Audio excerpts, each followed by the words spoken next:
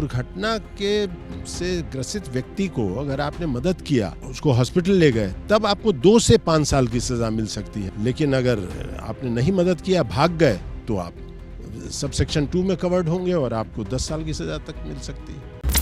Hit and run यानी दुर्घटना में अगर किसी की जान चली जाती है और ड्राइवर वहां से फरार हो जाता है, तो उसके लिए जो नया कानून बना है भारतीय न्याय संहिता में, उसमें 10 साल तक की सज़ा का प्रावधान किया गया है।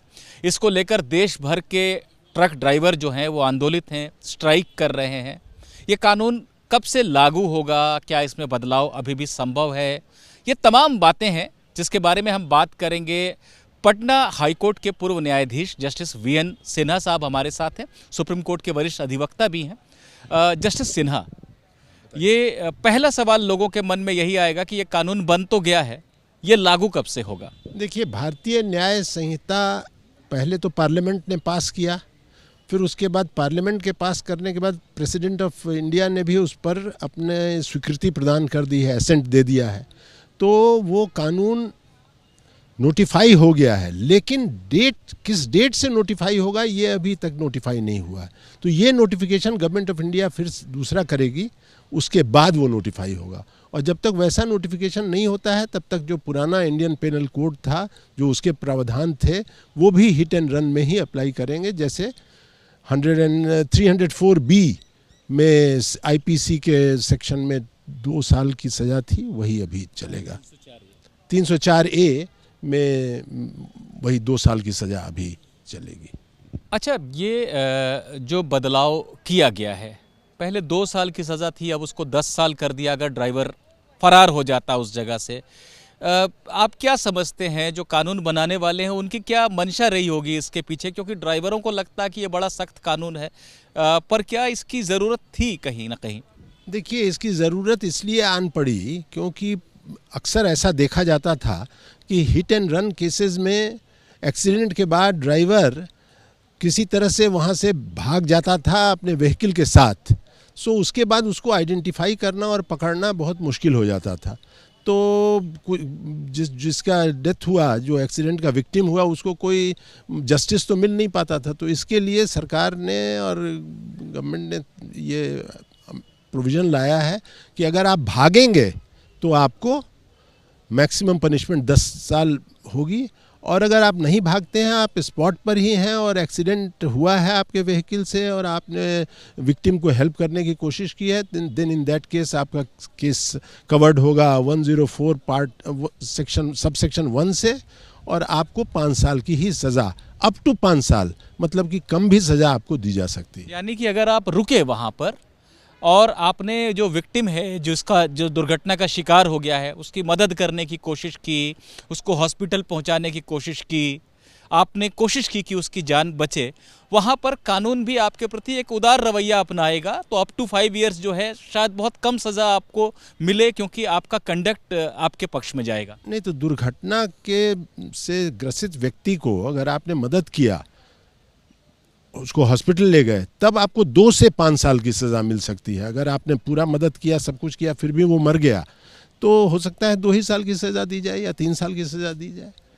लेकिन अगर आपने नहीं मदद किया, भाग गए, तो आप सब सेक्शन 2 में कवर्ड होंगे और आपको 10 साल की सज़ा तक मिल सकती है। अच्छा जस्टिस सिन्हा, मैं एक बात जानना चाहता हूँ। देखिए, जो ड्राइवर भाग जाते हैं इस समय, एक तो ये होता है कि पुलिस का कम्प्लिकेशन, पकड़े जाएंगे तो मुकदमा चलेगा, भले 2 साल की सज़ा है, फिर भी वो भाग जाते हैं, और पकड़े भी गए तो 2 साल की ही सज़ा मिलेगी।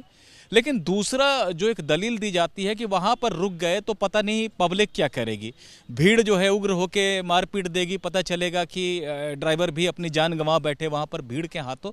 ये एक तर्क दिया जा रहा है उनकी तरफ से, आप समझते हैं कि ये एक वैलिड तर्क है? हाँ, तो ये देखिए, मॉब लिंचिंग, ड्राइवर इसलिए भाग जाते हैं कि उनको ये डर रहता है कि उनको जो भीड़ है वो भीड़ उनको पीटेगी या उनको मार देगी, तो इससे डर के वो भागते हैं। तो इसको डील करने के लिए भी इसमें एक नए प्रावधान किए गए हैं अभी भारतीय न्याय संहिता में, जो कि मॉब लिंचिंग को ही 10 साल की सज़ा उसमें है, मैक्सिमम फांसी तक की, 10 साल मिनिमम है और फांसी तक की मैक्सिमम सज़ा उसमें दी जा सकती है। और तो इसलिए मॉब लिंचिंग और दोनों को अब कनेक्ट किया जाएगा, जिससे कि मॉब लिंचिंग भी रुके और आप एक्सीडेंट में अगर ड्राइवर हैं, विक्टिम को आप मदद करने की कोशिश करें। अच्छा, मेरा एक आखिरी सवाल है आपसे। जो ड्राइवर हैं पूरे देश में आंदोलन कर रहे हैं, उनको लग रहा है कि बड़ा इससे नुकसान हो जाएगा उनका, और सरकार से मांग कर रहे हैं कि इसको बदल दिया जाए। अभी नोटिफाई भी नहीं हुआ है, कानून लागू होना बाकी है। आप समझते हैं कि सरकार चाहे तो इसको बदल सकती है, इसमें कुछ बदलाव कर सकती है, या इसका प्रैक्टिकल इम्पैक्ट आया क्या उसके बाद ही ये तय होगा? नहीं, ये तो सरकार को सोचना होगा इस पर कि अभी फिर से इसको, अभी जब तक, क्योंकि एक्ट तो बन चुका, न्याय संहिता तो पास हो चुकी, प्रेसिडेंट का एसेंट मिल चुका, तो या तो अभी इसी स्टेज में उसको अमेंड करें, या अगर अभी अमेंड नहीं करते हैं तो कुछ दिन तक इसको मतलब लागू करके देख लें क्या होता है, उसके बाद अमेंड करें। और निश्चित रूप से बाकी सारी बातें सही हैं कि आपने व्यवहारिक अनुभव, कई केस भी आपने डील किए होंगे कि अगर इस तरह का कानून है तो कम से कम ड्राइवर भी थोड़ा ज़्यादा सावधानी तो ज़रूर बरतेंगे कि अगर हम मार दें किसी को तो सज़ा बढ़ गई है, तो कुछ ड्राइविंग भी थोड़ी सी उनकी जो है सावधानी से करेंगे। आप समझते हैं इसका फ़ायदा मिलेगा? नहीं, तो ड्राइवर को तो लाइसेंस मिला है सावधानी से गाड़ी चलाने के लिए, लेकिन एक्सीडेंट अगर हुआ है तो एक्सीडेंट पर तो ड्राइवर का कोई कंट्रोल नहीं था, वो एक्सीडेंट था। तो एक्सीडेंट के बहुत से कारण हो सकते हैं। ड्राइवर अगर डेलिबरेटली किसी को मारता है तो वो तो फिर 2 साल की सज़ा वाले प्रावधान से कवर्ड नहीं होगा।